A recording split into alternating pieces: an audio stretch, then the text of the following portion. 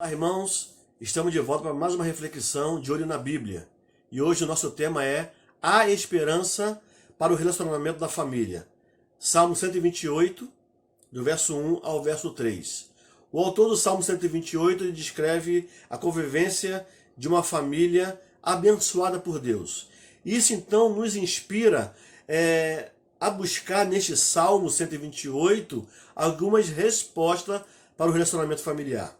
E a primeira resposta, então, para esse relacionamento familiar é a nossa relação com Deus. O Salmo 1 vai dizer: bem-aventurado aquele que teme ao Senhor e anda nos seus caminhos. Então, a primeira resposta para que haja esperança no relacionamento familiar deve ser a nossa relação com Deus. Muitas famílias elas são cercadas de pessoas, atividades e confortos e não encontram tempo para buscar a Deus. Talvez aí quantos natais, Páscoa, aniversários e outras que passam sem que haja sequer uma oração ao Senhor. A família, ela vai bem quando busca direcionar suas decisões e os seus planos de acordo com a vontade de Deus, através da oração familiar e também do aprendizado em conjunto da palavra. Meu irmão, minha irmã, como está a sua relação na sua família com Deus? A Bíblia ela é clara quando nos diz que o pensamento de Deus não são os nossos pensamentos e nem os nossos caminhos. O Salmo ainda nos apresenta uma segunda resposta para o relacionamento familiar, que é a nossa relação no trabalho. Aí o verso número 2 vai dizer: no trabalho das tuas mãos comerás e feliz serás, e tudo te irá bem. Então veja que o bom marido ele estava tentando criar uma família feliz. Ele contava com a cooperação de seus familiares. O verso 3 vai dizer: tua esposa no interior da tua casa será como a videira frutífera, teus filhos como rebentos da oliveira à roda da tua mesa. Então ele comeria do fruto dos seus labores, o seu trabalho seria produtivo e também produziria resultados prósperos. Então esse é o homem feliz e tudo vai bem com ele. Então veja que cada família ela é marcada pela área profissional que ocupam. Por exemplo, a rotina de um médico é diferente da rotina de um pedreiro, de um padeiro, de um policial, de um professor, de um pastor, dentre outras centenas aí, milhares de profissão. Então, veja, não adianta trabalhar muito e ganhar muito dinheiro e perder o maior de todas as propriedades que é a família.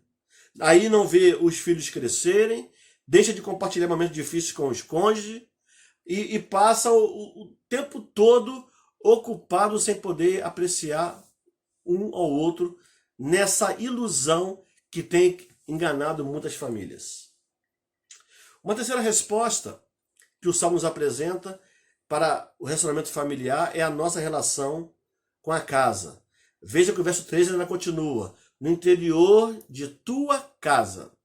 A família, irmãos, foi criada por Deus e a casa ela é o lugar onde todas passam, melhor dizendo, horas e horas juntas. E isso tem perdido o seu valor, principalmente nos grandes centros urbanos. Não há mais privacidade no lar, por falta talvez de espaço, pela poluição sonora e vários outros fatores que envolvem essa problemática. Em muitas famílias, a casa tem sido visitada pelos familiares que não têm tempo de estar em casa. E então isso atrapalha a convivência, porque é dentro de casa que se faz a intimidade, que nós descansamos, que nós nos alimentamos, onde podemos ter privacidade e encontrar com os nossos entes queridos, né? As pessoas que nós amamos e confiamos. Então é importante priorizar estar em casa com a família. E nesse tempo de quarentena, tenho certeza que nós estamos fazendo isso. Por exemplo, eu estou até brincando de cozinhar, coisa que eu nunca cheguei perto, e minha esposa, não sei se ela está gostando muito, mas eu tenho cozinhado. Não sei se ela come para não me deixar triste, mas A verdade é que eu estou brincando de cozinhar nesse tempo de quarentena, coisa que eu não fazia anteriormente. Então nós temos que policiar e vigiar nisso. A quarta resposta que o Salmo nos apresenta para o relacionamento familiar é a nossa relação com a esposa, com o esposo, é a relação conjugal. E aí ainda no versículo 3 vai dizer, a tua esposa será como a videira frutífera. Aqui o salmista, irmãos, descreve a mulher dentro de casa, toda feliz como uma parreira cheia de uvas.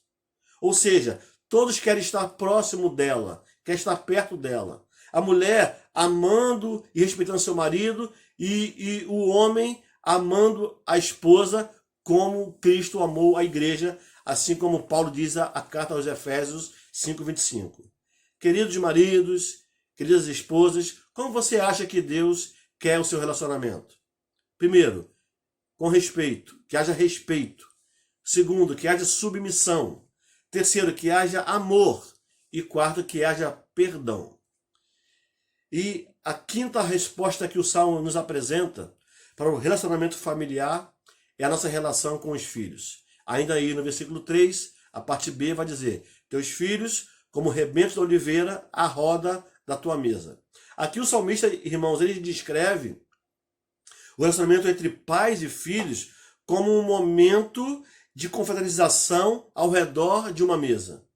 Porém, sabemos que esta cena é cada vez mais rara no meio de algumas famílias.